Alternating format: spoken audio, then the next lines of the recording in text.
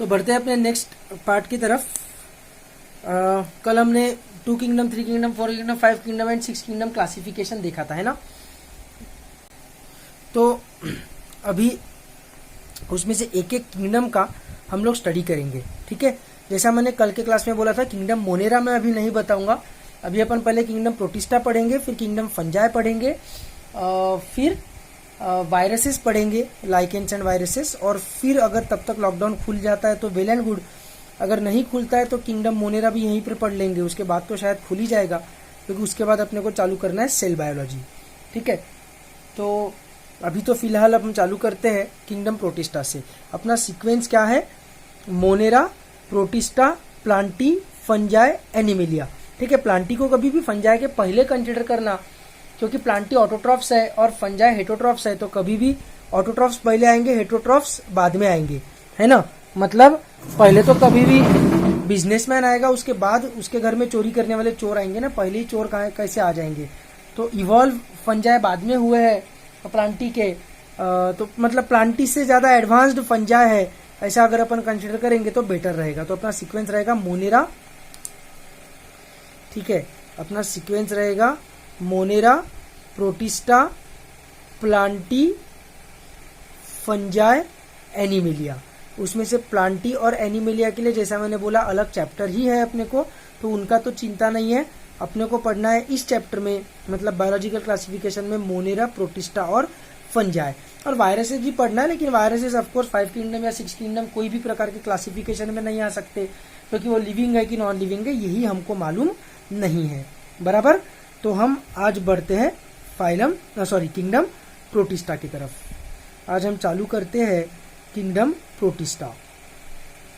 अब क्या है कि ये जो चैप्टर है बायोलॉजिकल क्लासिफिकेशन, ऐसा कोई बहुत खतरनाक अंडरस्टैंडिंग वाला है, बहुत खतरनाक कंसेप्ट वाला चैप्टर तो है नहीं, ठीक है। ज्यादातर इस चैप्टर में रट्टा ही मारना है, ठीक है। फ्रैंकली अगर बोलूँ तो बड़ा बोरिंग चैप्टर है, मेरे को तो बड़ा बोरिंग लगता है, क्योंकि ऐसा इसमें मैजिक नहीं है। जो बायोलॉजी में मैजिक होती है ना, वो मैजिक इसमें ज़्यादा देखने को नहीं मिलती है।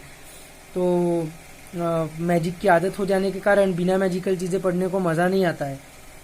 तो रट्टा मारने वाला चैप्टर है, थोड़ा सा कंसेप्ट लेकिन यहाँ पर आएगी ऑफकोर्स। अब ऐसा तो यार कोई पॉसिबल ही नहीं है दुनिया में, ऐसा कोई चैप्टर कोई सब्जेक्ट हो ही नहीं सकता जिसमें कंसेप्ट नाम की चीज़ है ही नहीं, सिर्फ रट्टा मारना है, ऐसा तो हो ही नहीं सकता। तो कंसेप्ट तो इसमें भी है, लेकिन जैसे ही कंसेप्ट आएगी वैसे ही मैं तुमको बताऊंगा। पहले ही वार्न कर दूंगा कि अभी कंसेप्ट आने वाली है, कौन सी कंसेप्ट अपने को पता रहनी चाहिए।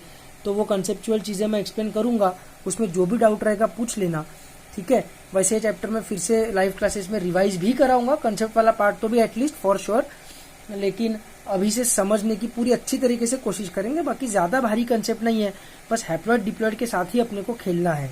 आगे आगे जैसे अपन फंगस में वगैरह बढ़ेंगे तब, तो वो हैप्लॉइड डिप्लॉइड वाली कंसेप्ट बस अपनी क्लियर रखनी है अपने को, ठीक है। तो अभी अपन बढ़ते हैं किंगडम प्रोटिस्टा की तरफ। तो जैसा मैंने लिविंग वर्ल्ड में भी बताया था और कल के क्लास में भी बताया था कि kingdom protista is a kingdom with no boundaries, है ना। What may be a unicellular plant to one biologist, it might be protista to another, है ना। अलगी को कोई साइंटिस्ट प्लांट किंगडम में रख के यूनिसेल्युलर प्लांट बोल सकता है, कोई दूसरा साइंटिस्ट प्रोटिस्टा बोल सकता है। It is a kingdom with no boundaries, it is an artificial kingdom, और इसका डेफिनेशन है सिर्फ यूनिसेल्युलर यूकैरियोट्स। सिर्फ इतना ही डेफिनेशन होने के कारण इसमें दिक्कत क्या हो गई है कि अलगी जैसे ऑर्गेनिजम्स जो एक्चुअल में प्लांट्स है ना, कल भी बताया था, सेलुलोजिक सेल वॉल है, ऑटोट्रॉफिक न्यूट्रिशन है, ठीक है, क्लोरोफिल ए है उनके अंदर जो प्लांट्स में रहता है, सभी प्लांट्स में रहता है, प्लांट्स की खासियत है क्लोरोफिल ए रहना, वो भी उनमें मिलता है, ठीक है। और स्टार्च के फॉर्म में स्टोर करते हैं एक्सेस एनर्जी को, एनिमल्स ग्लाइकोजन के फॉर्म में करते हैं, प्लांट्स स्टार्च के फॉर्म में करते हैं, तो अलगी भी स्टार्च के फॉर्म में करते हैं। सब कुछ तो सेम है यार, सब कुछ सेम है। तो उसको किंगडम प्रोटिस्टा में क्यों रखा है? क्योंकि वो यूनिसेल्युलर है और वो यूकैरियोट है, बात खत्म हो गई, है ना। तो जो अजीब, जैसे यूग्लिना अजीबोगरीब कैरेक्टरिस्टिक शो करता है, स्लाइम मोल्ड्स अजीबोगरीब कैरेक्टरिस्टिक्स शो करते हैं, ईस्ट का भी कल बताया था मैंने तुमको, वो भी अजीबोगरीब बिहेवियर करता है, उसको एकदम ऐसा, चलो ईस्ट को तो खैर हम किंगडम फंजाई में अच्छे से कंसिडर कर ही लेते हैं, लेकिन यूग्लिना और स्लाइम मोल्ड्स इनका तो मेजर प्रॉब्लम है। ठीक है, ना इधर के ना उधर के, अजीबोगरीब हरकतें करते रहते हैं। लेकिन अलगी का तो ऐसा नहीं है ना, अलगी का तो ऐसा नहीं है, अलगी तो इज्जतदारी से प्लांट है। और उसको किंगडम प्रोटिस्टा में क्यों कंसिडर करते हैं अपन कुछ साइंटिस्ट, क्योंकि वो यूनिसेल्युलर और वो यूकैरियोट है, और वो किंगडम प्रोटिस्टा का डेफिनेशन है यूनिसेल्युलर यूकैरियोट। तो मजबूरी में अपने को अलगी को इसमें कंसिडर करना पड़ेगा, मजबूरी में अपने को अमीबा को कंसिडर करना पड़ेगा, है ना। तो किंगडम प्रोटिस्टा जो है वो डिवाइडेड है इनटू प्लांट लाइक प्रोटिस्ट्स, ठीक है, इनटू प्लांट लाइक प्रोटिस्टा, जो प्लांट के समान कैरेक्टरिस्टिक्स शो करते हैं वो है प्लांट लाइक प्रोटिस्ट्स, ठीक है। फिर उसके बाद है एनिमल लाइक प्रोटिस्ट, जैसे अमीबा, है ना, तो वो प्रॉपर एनिमल है, वो बस यूनिसेल्युलर है इसलिए इसमें फंस गया है बेचारा, नहीं तो उसमें सेल वॉल नहीं है, लोकोमोशन है, हेट्रोट्रॉफिक न्यूट्रिशन है ना, एक्सेस एनर्जी ग्लाइकोजन के फॉर्म में स्टोर करेगा, सब कुछ एनिमल्स वाली कैरेक्टरिस्टिक्स है उसमें, पर यूनिसेल्युलर होने के कारण इसमें फंस गया। और तीसरी चीज होनी चाहिए फंगस लाइक प्रोटिस्ट, लेकिन मैं बोलूंगा स्लाइम मोल्ड्स, क्योंकि इनको, ये भले ही सैप्रोफिटिक है लेकिन इनको फंगस लाइक बोलना गलत है, क्योंकि वो बहुत ही आड़े टेढ़े एक्टिविटीज करते हैं, है ना। जैसे फॉर एग्जांपल मैंने बताया था इनके नॉर्मल कंडीशन में सेल वॉल नहीं होती है, लेकिन स्पोर्स के ऊपर सेल वॉल होती है। फंगस में तो सेल वॉल हमेशा होनी चाहिए, ऐसा नहीं होना चाहिए कि नॉर्मल कंडीशन में, सोमैटिक कंडीशन में सेल वॉल ही नहीं है तो इसको फंगस लाइक नहीं बोल सकते। दूसरी बात, सेल वॉल जब आती है तो वो सेलुलोज से बनी हुई भी रहती है, ठीक है। तो ऐसे टेंशन है इनके, अलग ही कुछ तो भी ये बिहेव करते हैं, तो इसलिए हम इनको डायरेक्टली फंगस लाइक प्रोटिस्ट बोलने से अच्छा इनका जो नाम है दैट इज स्लाइम मोल्ड्स, वही नाम अपन इसको रखना प्रीफर करेंगे, ठीक है। तो plant like protista, animal like protista and slime moulds, ऐसे 3 प्रकार के प्रोटिस्ट अपने को किंगडम प्रोटिस्टा में मिलेंगे। ऐसा क्यों होगा अपने को पता है, क्योंकि यूनिसेल्युलर यूकैरियोट होने के कारण जितने भी यूनिसेल्युलर यूकैरियोट्स है, फिर वो प्लांट रहे, एनिमल रहे या स्लाइम मोल्ड्स रहे, वो सब आ जाएंगे प्रोटिस्टा में, ठीक है। तो अपन आज सबसे पहले देखेंगे plant like protist. Plant like protist में अपने पास 3 प्रकार है। एक है डायएटम्स एंड डेस्मिड्स, ठीक है, एक है डायएटम्स एंड डेस्मिड्स। दूसरे है डायनोफ्लैजिलेट्स। देखो कैसे नाम से ही समझ में आता है, तुमने 10th स्टैंडर्ड में फ्लैजेला क्या रहता है वो तो पढ़ा ही होगा, सिलिया, फ्लैजेला, है ना, मूवमेंट के लिए यूज करते। डाई मतलब 2, तो 2 फ्लैजेला वाले जो यूनिसेल्युलर प्लांट लाइक प्रोटिस्ट रहेंगे उसको बोलेंगे डायनोफ्लैजिलेट, सिंपल है एकदम। और तीसरे यूग्लिनॉइड्स मतलब वो यूग्लिना वाले। अब वो क्या प्लांट है कि एनिमल है, अपन उसको कंफ्यूज करते हैं, मतलब पता नहीं अपने को, क्योंकि लाइट रहता है तब फोटोसिंथेसिस करता है, लाइट नहीं रहता है तब हेटरोट्रॉफिक न्यूट्रिशन करता है। अजीबोगरीब तो है यूग्लिनॉइड्स, लेकिन ठीक है फोटोसिंथेसिस करता है, इसलिए उसको अपन ने प्लांट लाइक प्रोटिस्टा में कंसिडर किया। फर्क क्या पड़ता है, वैसे भी है तो वो किंगडम प्रोटिस्टा ही, अपन किंगडम प्लांटी में तो उसको रख नहीं रहे, तो कोई दिक्कत नहीं है, ठीक है। तो इन तीनों के बारे में आज के क्लास में अपने को देखना है। प्लांट लाइक प्रोटिस्टा में diatoms and desmids, dinoflagellates as well as euglenoids, ठीक है। तो सबसे पहले आज हम देखेंगे डायएटम्स एंड डेस्मिड्स।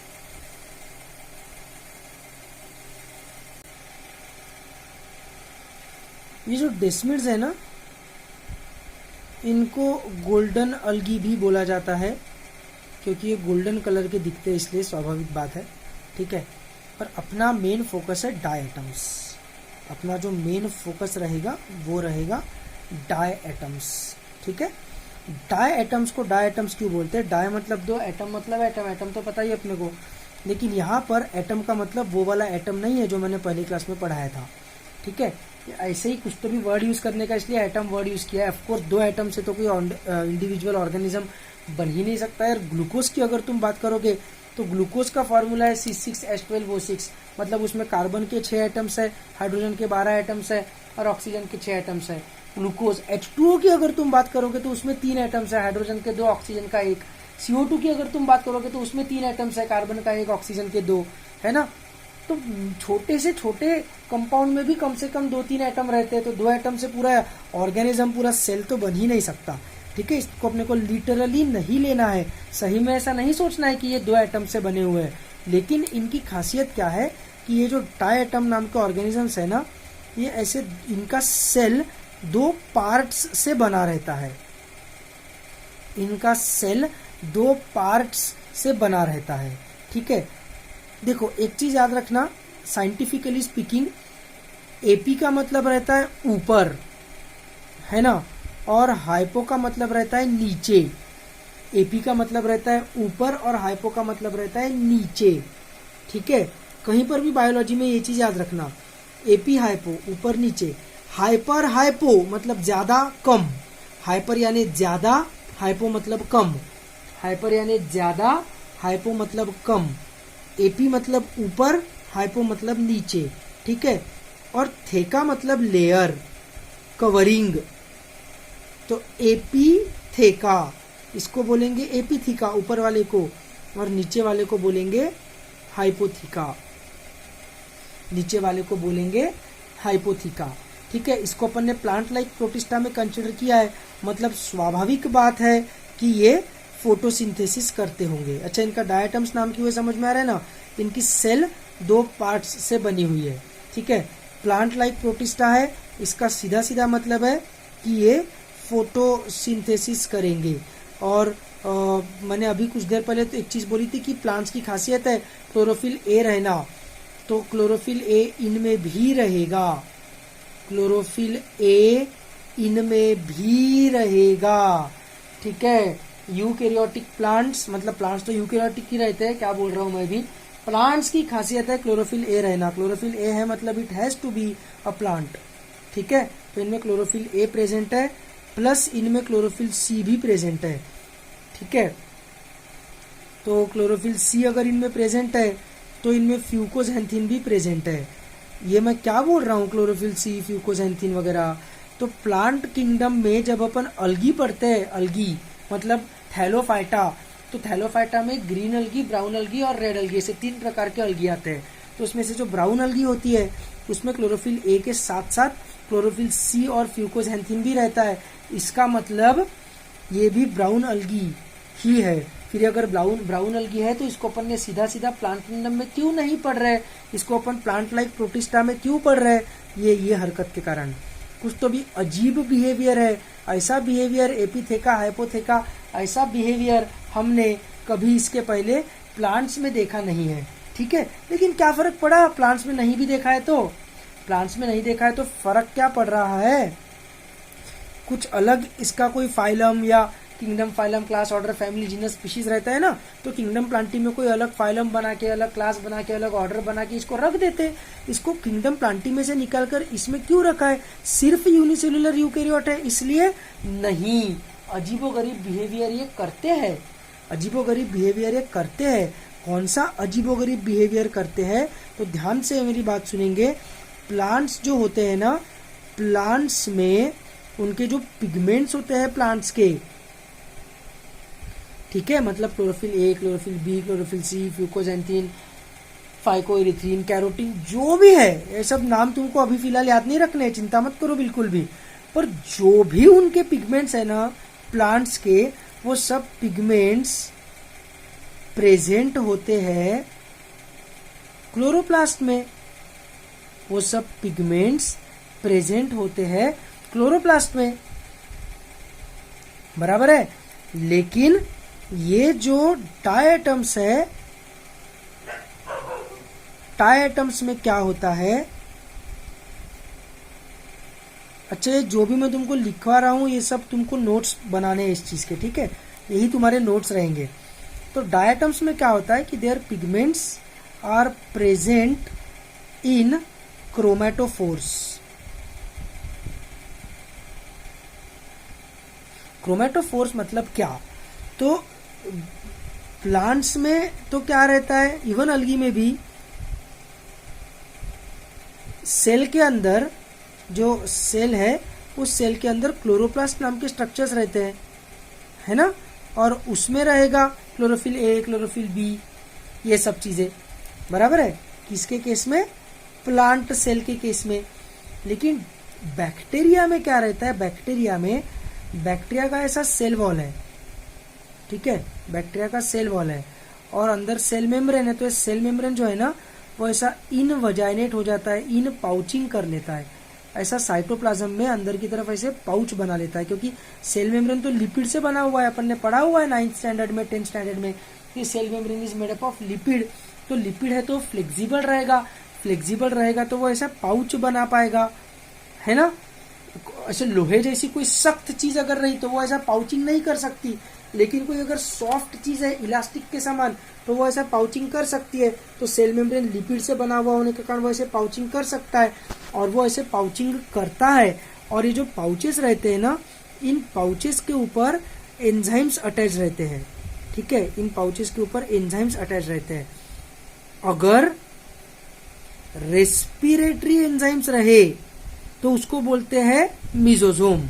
अगर रेस्पिरेटरी एंजाइम्स रहे तो उसको बोलते हैं मिजोजोम, उन पाउच को बोलेंगे मिजोजोम। अगर उनके ऊपर रेस्पिरेटरी एंजाइम्स रहे उन पाउचेस के ऊपर तो उनको बोला जाएगा मिजोजोम्स।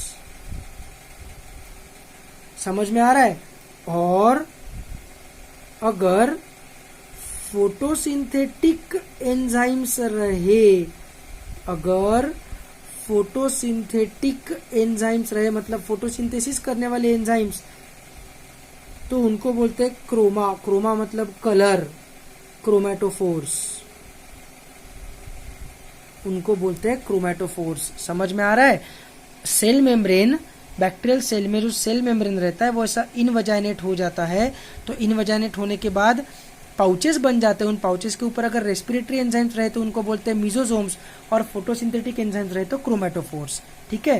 तो बैक्टीरिया जो फोटोसिंथेटिक बैक्टीरिया है वो फोटोसिंथेसिस करने के लिए अपने फोटोसिंथेटिक एंजाइम्स को कहाँ पे हार्बर करेंगे, कहाँ पे अटैच रखेंगे, कहाँ पे प्रेजेंट रहेंगे फोटोसिंथेटिक एंजाइम्स उन बैक्टीरिया में, तो वो फोटोसिंथेटिक एंजाइम्स रहेंगे उन बैक्टीरिया के क्रोमेटोफोर्स पे। तो क्रोमेटोफोर्स पे फोटोसिंथेटिक एंजाइम्स रहा तो इसका मतलब वो बैक्टीरिया है, बराबर। और क्लोरोप्लास्ट में अगर फोटोसिंथेटिक एंजाइम्स रहे मतलब क्लोरोप्लास्ट वगैरह फोटोसिंथेटिक पिगमेंट्स अगर क्लोरोप्लास्ट में रहे तो इसका मतलब वो है प्लांट सेल, ठीक है। ध्यान से मेरी बात सुनेंगे। डाई एटम्स में उनके फोटोसिंथेटिक पिगमेंट्स कहाँ पर है? तो क्रोमेटोफोर्स में प्रेजेंट है। और क्रोमेटोफोर्स किसकी खासियत है? फोटोसिंथेटिक बैक्टीरिया की। मतलब डाई एटम्स क्या होने चाहिए? डाई एटम्स होने चाहिए बैक्टीरिया, डाई एटम्स होने चाहिए बैक्टीरिया। लेकिन प्रॉब्लम क्या है? ध्यान से मेरी बात सुनेंगे। प्रॉब्लम क्या है कि ये जो डाई एटम्स है, ये डाई एटम्स में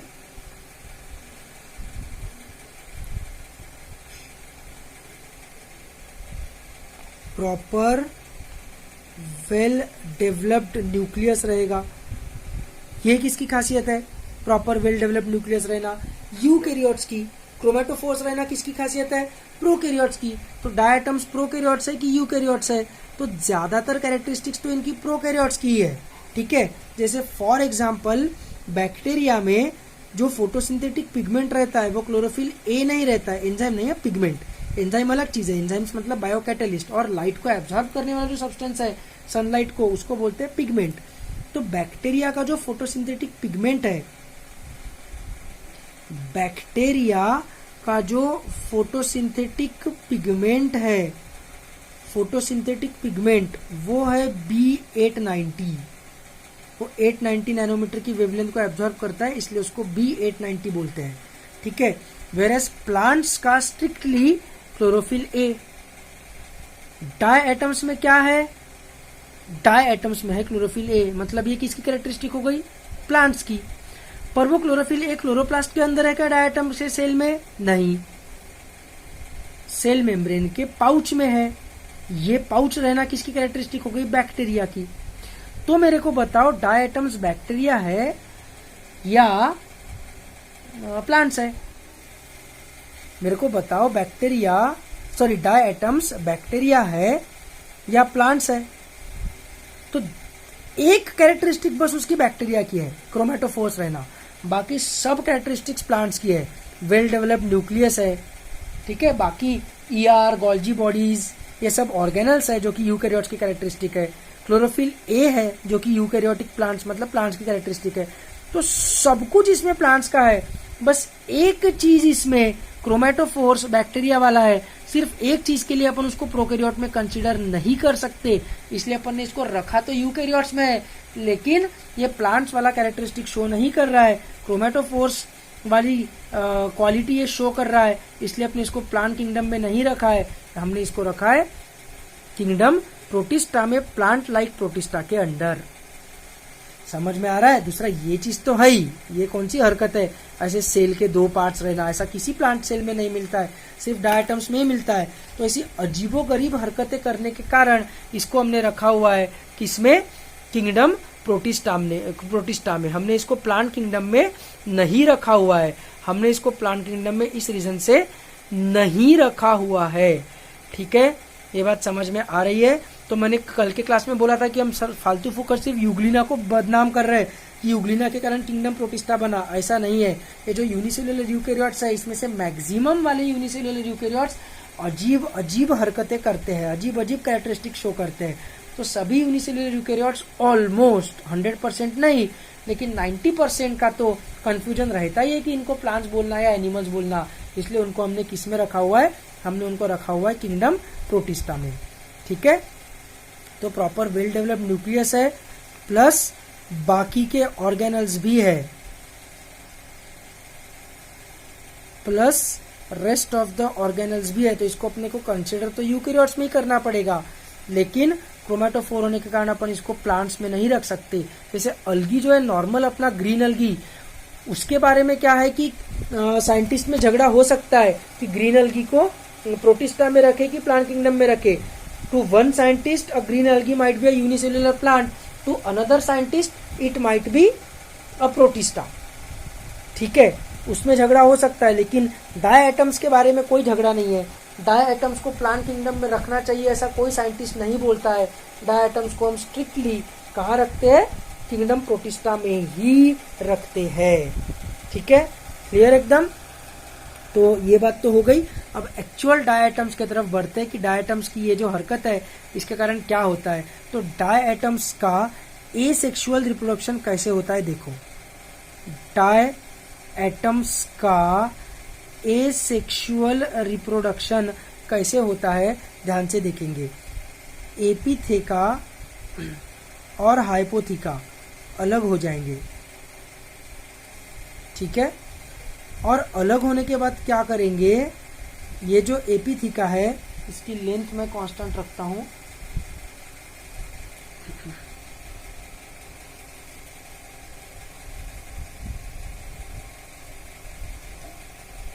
ठीक है, थोड़ी बड़ा हो गया।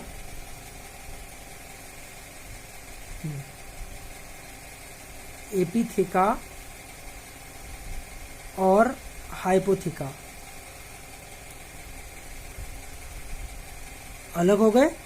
अब ये दोनों क्या करेंगे, अपने अंदर एक हाइपोथेका बनाएंगे। मतलब ये जो एपिथेका अलग हुआ ये अपने अंदर एक हाइपोथेका बनाएगा, और ये जो हाइपोथेका अलग हुआ ये भी अपने अंदर एक हाइपोथेका बनाएगा। तो जब ये अपने अंदर एक हाइपोथेका बनाएगा तो अब इसको हम एपिथेका बोलेंगे।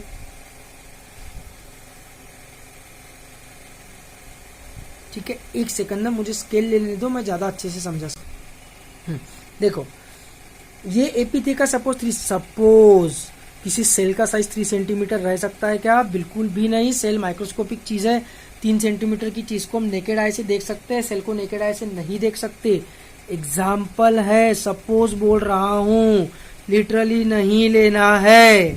ठीक है, नोट्स बनाओगे तब खुद भी यहाँ पर सपोज लिख लेना, नहीं तो बहुत बड़ा गड़बड़ हो जाएगी। ऐसा नहीं करने का। सपोज, हाँ, सपोज ये 3 सेंटीमीटर है एपिथेका और हाइपोथेका सपोज 2 सेंटीमीटर है। अब ये दोनों जब अलग हो गए तो ये एपिथेका जब अपने अंदर एक हाइपोथेका बनाएगा तो वो तो ओरिजिनल डायटम जिस साइज का था उसी साइज का दूसरा डायटम तैयार हो जाएगा, है ना। लेकिन ये हाइपोथेका अब बिहेव करेगा एपिथेका की तरह और अपने अंदर एक हाइपोथेका सिक्रीट करेगा तो इसका तो ओरिजिनल साइज ही 2 सेंटीमीटर है, तो उसके अंदर और छोटा हाइपोथिका, तो उसका साइज और 1.5 सेंटीमीटर रहेगा, और छोटा रहेगा। समझ में आ रहा है? ठीक है। फिर उसके बाद ये वाला जब डिवाइड करेगा, ये वाला जब एसेक्सुअली डिवाइड करेगा, तो अगेन 3 सेंटीमीटर 2 सेंटीमीटर, है ना, इसी के समान इसी के समान एक नॉर्मल वाला बन जाएगा, लेकिन ये वाला फिर से छोटा बनेगा। इसका अभी एपिथिका ही 2 सेंटीमीटर का रहेगा और हाइपोथिका उससे भी छोटा, दैट इज 1.5 सेंटीमीटर का, है ना। लेकिन ये वाला जो है, ये वाले जब फर्दर डिवाइड करेंगे एसेक्सुअल रिप्रोडक्शन करके, तो अब देखो, अब ये एपिथिका की तरह बिहेव कर रहा है, तो ये 2 सेंटीमीटर का 2 सेंटीमीटर ही रहेगा। उसके नीचे जब वो हाइपोथिका सिक्रीट करेगा तो वो रहेगा 1.5 सेंटीमीटर का। ठीक है, इसका साइज इसके जितना ही रहेगा। लेकिन ये हाइपोथिका जो अलग हुआ 1.5 वाला, वो अब इसके अंडर एक और हाइपोथिका सिक्रीट करेगा, वो तो और छोटा रहेगा, दैट इज 1 सेंटीमीटर। सेल्स कभी सेंटीमीटर्स में रह सकते हैं क्या? बिल्कुल भी नहीं। क्या बोल रहा हूं मैं, समझ में आ रहा है ना? सोप केस की तरह इमेजिन करो इनको, सोप केस जिसमें अपन साबुन रखते हैं, है ना। ऊपर वाला रीजन, नीचे वाला रीजन, ऊपर वाला रीजन अपने अंदर नीचे वाला रीजन बना लेगा, तो वो वाला सेल तो ओरिजिनल पेरेंट सेल के जितना ही रहेगा। लेकिन नीचे वाला रीजन अब ऊपर वाले की तरह बिहेव करेगा और अपने अंदर नीचे वाला रीजन सिक्रीट करेगा, तो ओवरऑल लेंथ कम हो जाएगी। फिर ये वाला जब एसेक्सुअल रिप्रोडक्शन करेगा तो उसके नेक्स्ट जनरेशन में लेंथ और कम हो जाएगी। फिर ये वाला जब एसेक्सुअल रिप्रोडक्शन करेगा तो उसके नेक्स्ट जनरेशन में लेंथ और कम हो जाएगी, है ना। तो with every round of asexual reproduction the size of diatoms will go on decreasing, है ना। समझ में आ रहा है? With every round of asexual reproduction क्या होते जाएगा? With every round of asexual reproduction the size of diatoms will go on decreasing, size उसका कम होते जाएगा, है ना। लेकिन ऐसा नहीं होना चाहिए, इसलिए वो क्या करेंगे, इसलिए सेक्सुअल रिप्रोडक्शन परफॉर्म किया जाएगा। सेक्सुअल रिप्रोडक्शन में क्या होगा, एसेक्सुअल से जो साइज कम होते गया है उसको रिस्टोर किया जाएगा। कैसे? तो एक डायटम ने एक गैमिट बनाया, दूसरे डायटम ने दूसरा गैमिट बनाया, है ना। सेक्सुअल रिप्रोडक्शन बना कर रहे मतलब गैमिट्स आएंगे, गैमिट्स फ्यूज होके बनेगा जाइगोट, गैमिट्स फ्यूज होके बनेगा जाइगोट। इस जाइगोट को हम ऑक्सोस्पोर भी बोलते हैं, इस जाइगोट को हम ऑक्सोस्पोर भी बोलते हैं। तो ये जब ग्रो होगा तो ये ग्रो होगा नॉर्मल साइज में, डायटम्स का जो नॉर्मल साइज रहता है उसमें ग्रो होगा। तो फिर से डायटम्स का नॉर्मल साइज रिस्टोर हो गया, अडल्ट डायटम तैयार हो गया, अडल्ट डायटम सेल। फिर वो फिर से एसेक्सुअल रिप्रोडक्शन करके छोटे छोटे छोटे छोटे होते जाएंगे फर्दर जनरेशंस में, फिर से सेक्सुअल रिप्रोडक्शन होगा एंड नॉर्मल साइज के डायटम्स तैयार हो जाएंगे। फिर से एसेक्सुअल रिप्रोडक्शन करके छोटे छोटे छोटे छोटे होते जाएंगे, फिर से सेक्सुअल रिप्रोडक्शन करके नॉर्मल साइज जनरेट होते जाएगा। तो डायटम्स को नॉर्मल साइज में लाने के लिए क्या लगता है अपने को, किस चीज का यूज होता है? ऑक्सोस्पोर्स का। किस चीज का यूज होता है? ऑक्सोस्पोर्स। ठीक है, ये कंसेप्ट क्लियर रहनी चाहिए, इसमें कुछ भी मुश्किल नहीं होना चाहिए मेरे हिसाब से तो। ठीक है, तो ये एक अजीब हरकत है इनकी डायटम्स की, ऐसे स्ट्रक्चर के कारण, क्योंकि इनकी cell is made up of 2 parts. तो ये सेल इनकी 2 पार्ट से बनी हुई होने के कारण ये हरकत हो रही है। ठीक है, कुछ भी नहीं समझा होगा अगर तो पूछ लेंगे अपने को। ऑक्सोस्पोर्स, ऑक्सोस्पोर्स को ना रीजुवेनेसेंट स्पोर्स भी बोलते हैं। रीजुवेनेसेंस मतलब किसी चीज को वापस जिंदा करना या वापस अपने ओरिजिनल फॉर्म में लाना, उसको बोलते हैं रीजुवेनेसेंस। तो ये अपने साइज को वापस ला रहा है, इसलिए इस जाइगोट को मतलब ऑक्सोस्पोर को रिजुविनेसेंट स्पोर भी बोला जाता है। ठीक है, तो ये तो डायटम्स की लाइफ साइकिल हो गई। अब डायटम्स की खासियत एक बताता हूं कि डायटम्स में क्या रहता है, सिलिका रहता है deposited in their cell wall. देखो वो है तो प्लांट्स, तो उनकी सेल वॉल तो बनी रहेगी सेल्यूलोज से, उसमें तो कुछ अलग चीज नहीं है, लेकिन उनके सेल्यूलोजिक सेल वॉल से सेल्यूलोजिक सेल वॉल में उनके सेल्यूलोजिक सेल वॉल में क्या रहेगा, सिलिका डिपॉजिटेड रहेगा। सिलिका मतलब SiO3 है ना। उसके कारण क्या होगा, मरने के बाद भी ये जो डाई एटम्स है इनके सेल वॉल का डिकम्पोजिशन नहीं होगा, है ना, क्योंकि उसमें सिलिका है। सिलिका को डिस्ट्रॉय थोड़ी करेंगे अपन, कोई ऑर्गेनिक कंपाउंड थोड़ी है जिसको बैक्टीरिया डिकम्पोज करेगा, है ना, ये तो इनऑर्गेनिक कंपाउंड है। तो उसकी सेल वॉल क्या होगी, डिकम्पोज नहीं होगी, है ना, विल नॉट डिकम्पोज। इसके कारण क्या होगा कि इतने सारे मिलियंस ऑफ ईयर्स में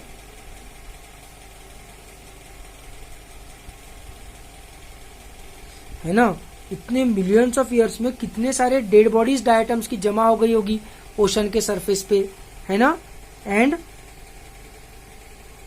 lots of SiO3 has been deposited on ocean floor।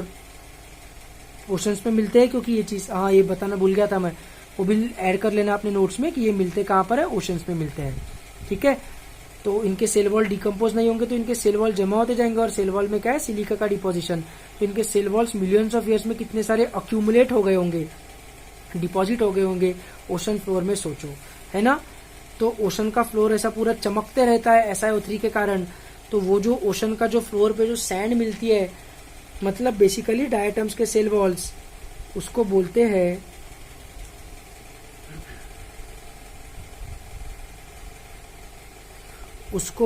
हैं डायटमेशियस अर्थ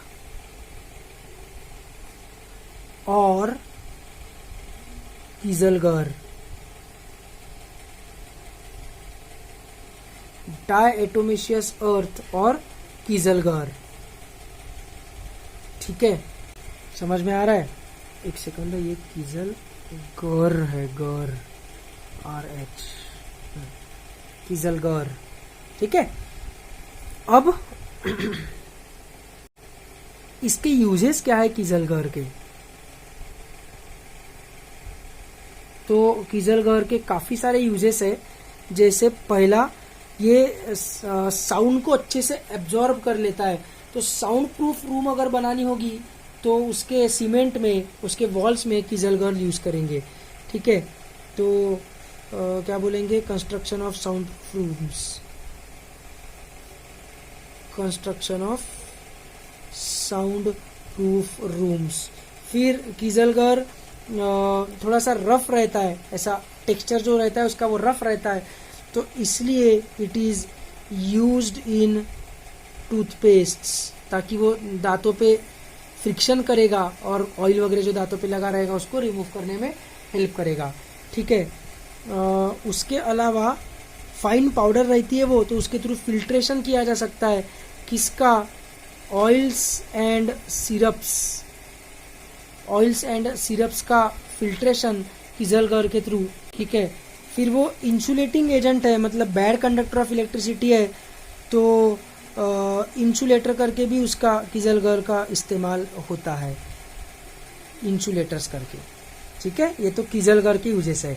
इसके अलावा डायटम्स मतलब लिविंग डायटम्स के क्या यूजेस है, तो लिविंग डायटम्स के दो बहुत इंपॉर्टेंट यूजेस है। सबसे पहला यूज लिविंग डायटम्स का ये है कि they are the chief producers of oceans. ठीक है, चीफ प्रोड्यूसर्स ऑफ ओशंस। याद होगा, तुम्हारे लिए नहीं है जेनेसिस वालों, तुम्हारे लिए नहीं बोल रहा हूँ, लेकिन न्यूक्लियस वाले एंड रैंकर्स अगर ये वीडियो देख रहे हैं, जो लोग ये वीडियो देख रहे हैं उनको याद होगा इकोलॉजी में मैंने वो ओशन वाला रीजन बताया था कि even though the total production on earth is 170 million turns, oceans contribute only 55 billion turns. उसका रीजन मैंने बताया था तुमको कि चीफ प्रोड्यूसर्स होने के कारण भी ओशन का कंट्रीब्यूशन कम क्यों है।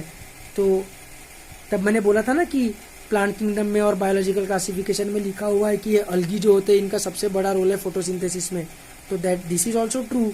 और इकोलॉजी में जो बोला हुआ है दैट इज ऑल्सो ट्रू।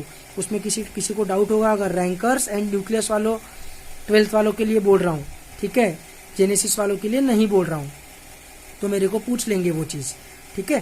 तो क्या है, ये चीफ प्रोड्यूसर्स ऑफ ओशंस है, मतलब फोटोसिंथेसिस सबसे ज़्यादा अलगी ही करते हैं, not only green algae but also brown algae, red algae and even cyanobacteria जो एक्चुअली बैक्टीरिया है लेकिन उनको बोला जाता है अलगी, ठीक है, ब्लू ग्रीन अलगी बोला जाता है उनको, तो वो भी कंसिडर्ड है सब कुछ। इन सब का सबसे ज्यादा रोल है फोटोसिंथेसिस में। तो these are chief producers of oceans, ठीक है। दूसरा तुमने सुना होगा कि शार्क का जो शिकार करते हैं, शार्क्स एंडेंजर्ड हो गई है। शार्क्स एंडेंजर्ड क्यों हो गई है? क्योंकि उनका बहुत ज्यादा शिकार किया है ह्यूमन बींग्स ने। तो उनका जो शिकार होता है शार्क्स का या व्हेल्स का भी इवन, वो एक पर्टिकुलर ऑयल के कारण होता है कि उनसे जो ऑयल मिलता है उस ऑयल के कारण। अब बायोमोलिक्यूल्स चैप्टर में अपन एक चीज पढ़ेंगे, बायोमोलिक्यूल्स में मैं पढ़ाऊंगा, जिन्होंने बायोमोलिक्यूल्स पढ़ा हुआ है उनको तो पता ही है कि रूम टेम्परेचर पे जो लिक्विड रहता है उसको ऑयल बोलते हैं और रूम टेम्परेचर पे जो सॉलिड रहता है उसको फैट बोलते हैं, ठीक है। लिपिड्स में मतलब फैटी एसिड्स, ट्राइग्लिसराइड्स, वो सब क्या रहता है पढ़ाऊंगा बायोमोलिक्यूल्स में, अभी दिमाग मत लगाओ।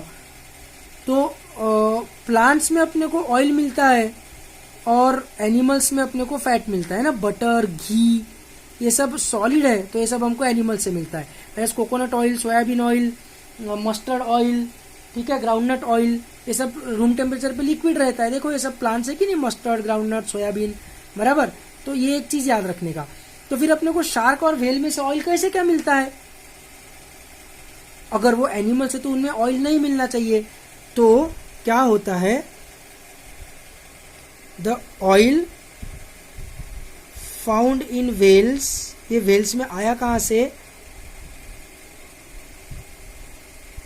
तो वो एक्चुअली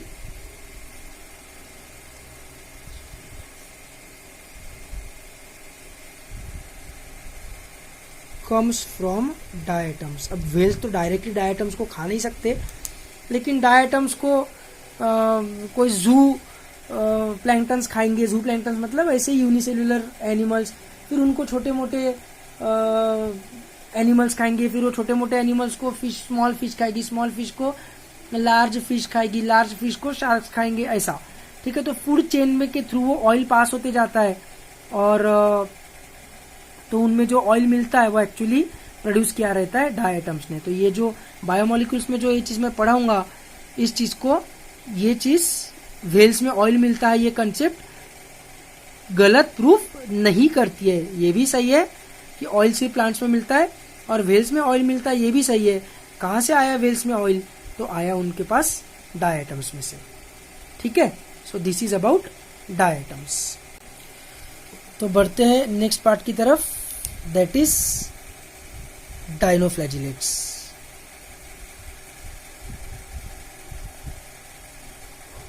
दैट इज डायनोफ्लैजिलेट्स, ठीक है।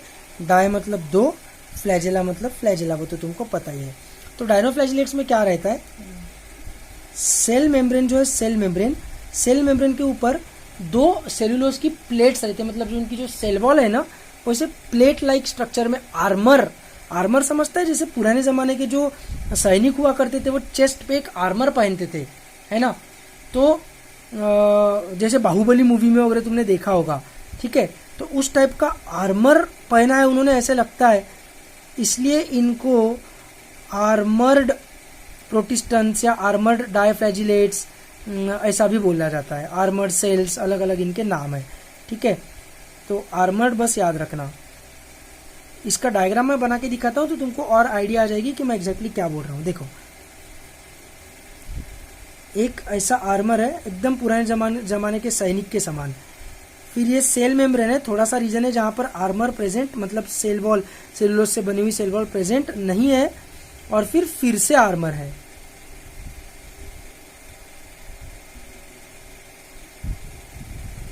ठीक है, बीच में बस थोड़ी सी गैप छूटी हुई है, बीच में बस थोड़ी सी गैप छूटी हुई है, यहां पर एक्सपोज्ड सेल मेम्ब्रेन है ये।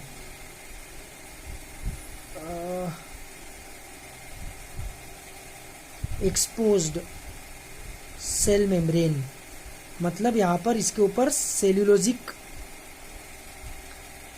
Plate, cellulosic cell wall present नहीं है, सीधा एक्सपोज हो गया है, ओपन है। ठीक है, ऐसा ओपन रहना क्यों जरूरी है, ध्यान से मेरी बात सुनेंगे। फ्लैजेलम जो रहता है ना, ये अभी सेल बायोलॉजी जब पढ़ाऊंगा तब आएगा, वैसे उसमें फ्लैजेलम जो रहता है, तो ये flagellum arises from cell wall, this flagellum arises from cell wall in bacteria and arises from cell membrane in eukaryotes। ठीक है, समझ में आ रहा है? तो मेरे को एक बात बताओ, एनिमल्स में तो सेल वॉल है ही नहीं, तो सीधा सीधा सेल मेम्ब्रेन से फ्लैजेला निकलेगा। फंगस में सेल वॉल है, लेकिन फंगस में जनरली फ्लैजेला वगैरह एब्सेंट रहता है, क्योंकि वो लोकोमोशन नहीं करते। प्लांट्स में सेल वॉल है, तो फिर उनमें फ्लैजेलम कैसे रहेगा, क्योंकि सेल वॉल तो पूरा उसको, हर एक प्लांट में थोड़ी ऐसी जगह छोटी रहती है। सेल वॉल से अगर पूरा उसको कवर कर लिया, तो सेल मेम्ब्रेन से तैयार हुआ वाला फ्लैजेला बाहर कैसे निकल पाएगा सेल वॉल को फोड़ के, है ना? तो उसका अपने को चिंता करने की जरूरत नहीं है। हायर प्लांट्स मतलब ब्रायोफाइट, ट्रेडोफाइट, जिम्नोस्पर्म्स, एंजियोस्पर्म्स, इनमें सिलिया, फ्लैजेला, ये सब चीजें नहीं होती है। और लोअर प्लांट्स जैसे थैलोफाइटा या ये प्रोटिस्टा में जो प्लांट लाइक प्रोटिस्टा, ये लोग, इनके पास अगर फ्लैजेलम रहता है, लोअर प्लांट्स में रह सकता है, तो ऐसा कोई ना कोई सुविधा उनको दी गई रहती है, बराबर। तो यहाँ पर जो फ्लैजेलम निकलेगा, वो फ्लैजेलम बराबर सेल मेम्ब्रेन से निकलेगा, वो फ्लैजेलम बराबर सेल मेम्ब्रेन से निकलेगा। तो अपनी यूकैरियोटिक वाली कंसेप्ट डिस्प्रूव हो रही है क्या? नहीं, सेल वॉल होने के बावजूद भी फ्लैजेलम सेल मेम्ब्रेन से निकल रहा है, क्योंकि उसको उतनी जगह छोड़ी गई है, इतने जगह पे सेल वॉल का डिपोजिशन नहीं है, पर उसके कारण ये एक और ये एक ऐसा आर्मर की तरह दिखता है, इसलिए इनको आर्मर्ड डायनोफ्लैजिलेट्स या आर्मर्ड सेल्स या आर्मर्ड प्रोटिस्टेंट्स बोलते हैं। ठीक है, आर्मर यानी समझता है ना, कवच। ठीक है, सिंपल सी कंसेप्ट है एकदम, अपने यहाँ पर नॉट अ बिग डील। अच्छा, यहाँ पर जैसे जगह छोड़ी गई है, ठीक है, यहाँ पर जैसे जगह छोड़ी गई है, ये जो एक्सपोज्ड सेल मेम्ब्रेन है ना, इसको ट्रांसवर्स सिंगुलम बोलते हैं, इसको बोलते हैं ट्रांसवर्स सिंगुलम।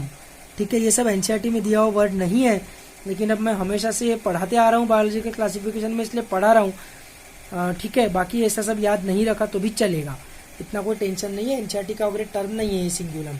बस कंसेप्ट याद रखना कि यहाँ से फ्लैजेलम निकलता है, सेल वॉल में से नहीं निकलता है, क्योंकि यूकैरियोट है, तो सेल वॉल में से नहीं निकल सकता, सेल मेम्ब्रेन का एक्सटेंशन रहेगा।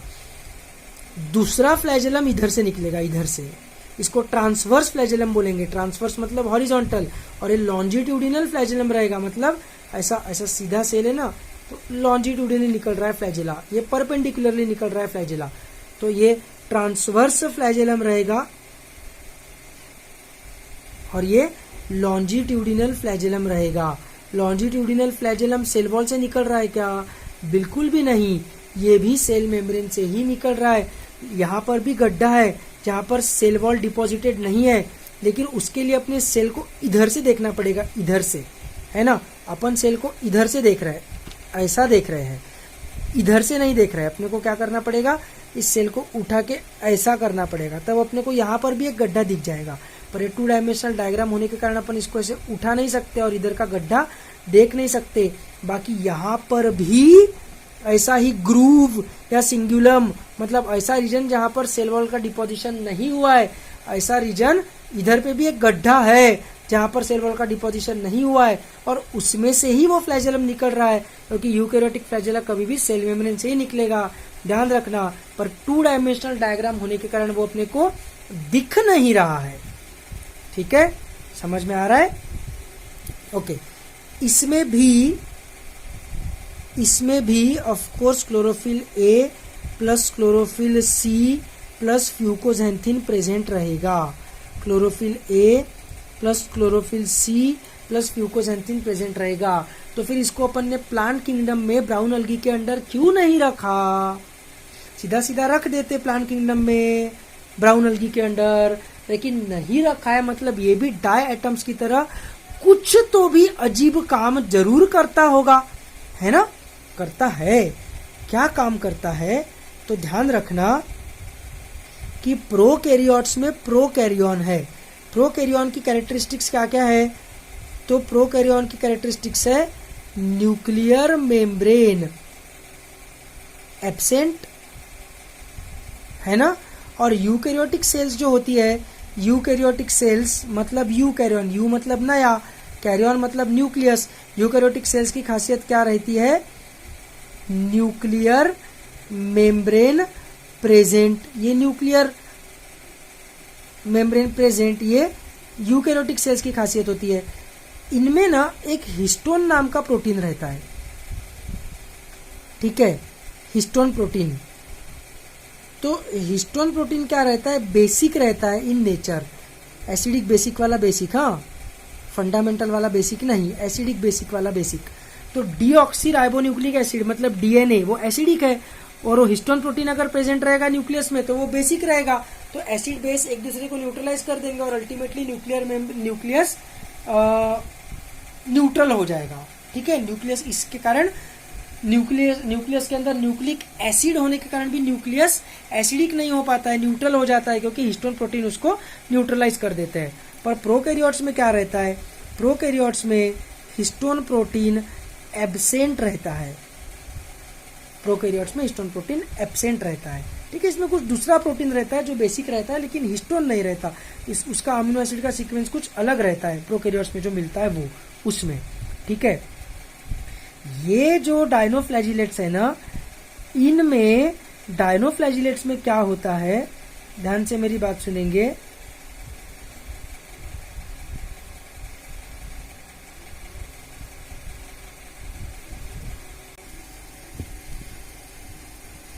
न्यूक्लियर मेम्ब्रेन प्रेजेंट रहेगा, लेकिन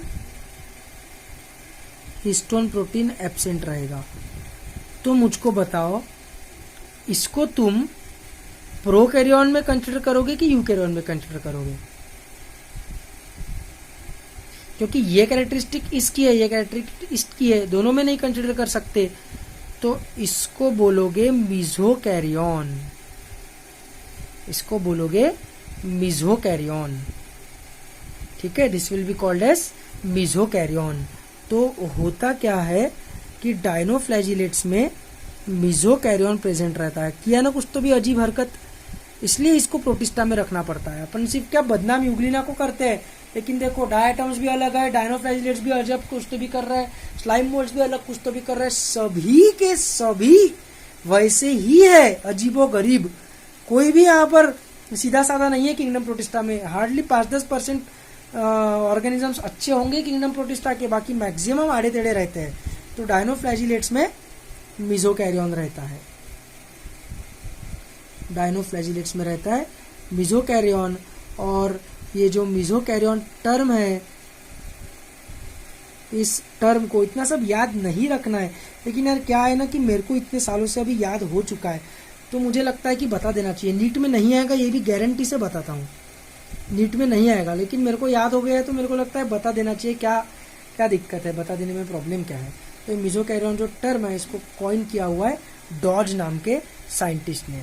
तो इवन दो इसमें क्लोरोफिल है, क्लोरोफिल सी फ्यूकोजेंथिन है, ठीक है, लेकिन फिर भी अपन इसको प्लांट किंगडम में नहीं रख सकते, क्योंकि ये ऐसी अजीबोगरीब हरकतें ये करता है। कौन सी वाली? ये वाली, मीजोकैरियोन वाली। ठीक है, अच्छा एक और चीज, इनको ना, ये देखो भौरा समझता है ना तुमको, भौरा जो अपन ऐसे घुमाते हैं, तो ये वाला फ्लैजेलम ऐसा घूमेगा और ये वाला फ्लैजेलम ऐसा घूमेगा, तो ये ऐसे और ऐसे जाने लगेंगे, तो इनका एक्चुअल नेट मूवमेंट ऐसा डायगोनली होने लगेगा और ऐसा गोल गोल गोल गोल घूमते घूमते हुए वो आगे आगे बढ़ना चालू करेंगे, तो भौरे के समान दिखेंगे। इसलिए इनकी जो मूवमेंट है ना उनको, और इवन डायनोफ्लैजिलेट्स को भी एज अ सेल भी वर्लिंग यानी गोल घूमते हुए, विप्स का मतलब वैसे चाबुक होता है, चाबुक, विप का मतलब होता है चाबुक, वैसे गोल घूमते हुए चाबुक, क्योंकि ये वाला फ्लैजेलम ऐसा ऐसा घूमेगा, ये वाला फ्लैजेलम ऐसा ऐसा घूमेगा, तो they will appear like whirling whips. ऐसा भी इनके बारे में, इनकी मूवमेंट के बारे में और इनकी सेल के बारे में बोला जाता है। ठीक है, तो this is all about dinoflagellates, और डायटम्स की भी कंसेप्ट आई गेस क्लियर है। ठीक है, ये सब जो भी मैंने तुमको अभी पढ़ाया है, ये सब चीज तुम लोग नोट डाउन कर लोगे, यही तुम्हारे नोट्स रहेंगे। एक्चुअल लाइव क्लासेस चालू होने के बाद अलग से कोई नोट्स तुमको नहीं मिलने वाले। जितना मैंने ये पढ़ाया है ना, इसके बाहर कुछ भी पढ़ने की जरूरत नहीं है, इतना बस पढ़ लो। नीट, वैसे एम्स ठीक है अभी इसमें कवर हो चुका है, किसमें, नीट में ही कवर हो चुका है, एम्स के एग्जाम बंद हो गए, लेकिन एम्स लेवल पे भी अगर अपने को जाना है तो भी जितना मैंने पढ़ाया उतना इनफ है, और इसके अलावा अपने को और कुछ डायटम्स और डायनोफ्लैजिलेट्स के बारे में पढ़ने की जरूरत नहीं है। ठीक है, ये जो मैंने लिखा है इसमें कुछ नहीं समझा तो वीडियो रेफर कर लेना, जो भी मैंने लिखते लिखते वैसे बोला हुआ ही है। जैसे ये B890 यहाँ पर रैंडमली लिखा हुआ है, तो ये क्या है तुमको अगर याद नहीं आया तो वीडियो में सुन लेना, मैंने बताया हुआ तो है ही। ठीक है, तो इसको नोट्स के फॉर्म में लिख लेना। और डायटम्स और डायनोफ्लैजिलेट्स आज अपना हो गया है। कल हम क्या करेंगे, कल हम यूग्लेनॉइड्स देखेंगे, प्लांट लाइक प्रोटिस्ट का जो तीसरा पार्ट है वो, एज वेल एज हम लोग देखेंगे स्लाइम मोल्ड्स। ठीक है, with this I bid you farewell, good bye.